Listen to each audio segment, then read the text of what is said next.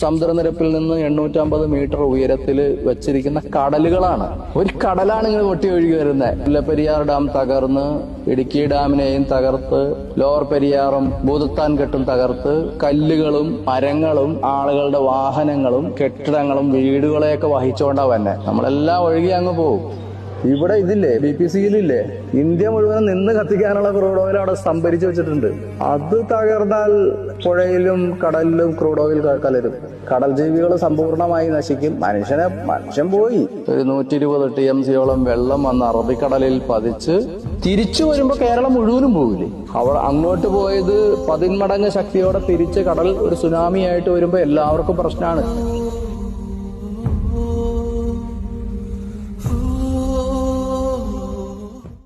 സമുദ്രനിരപ്പിൽ നിന്ന് 850 മീറ്റർ ഉയരത്തിൽ വെച്ചിരിക്കുന്ന കടലുകളാണ്.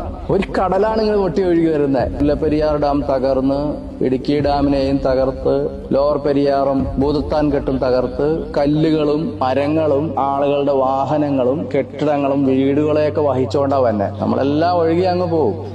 ഇവിടെ ഇതില്ലേ, BPCL-ഇല്ലേ, ഇന്ത്യ മുഴുവൻ നിന്ന് കത്തിക്കാനുള്ള ക്രൂഡ് ഓയിൽ അവിടെ സംഭരിച്ചു വെച്ചിട്ടുണ്ട്. അത് തകർന്നാൽ പുഴയിലും കടലിലും ക്രൂഡ് ഓയിൽ കലരും. കടൽ ജീവികൾ സമ്പൂർണമായി നശിക്കും. മനുഷ്യൻ പോയി. ഒരു 120 TMC-യോളം വെള്ളം വന്ന് അറബിക്കടലിൽ പതിച്ച് തിരിച്ചു വരുമ്പോ കേരളം മുഴുവനും പോകില്ലേ?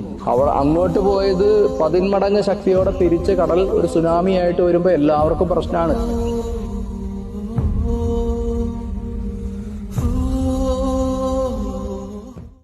സമുദ്രനിരപ്പിൽ നിന്ന് 850 മീറ്റർ ഉയരത്തിൽ വെച്ചിരിക്കുന്ന കടലുകളാണ്.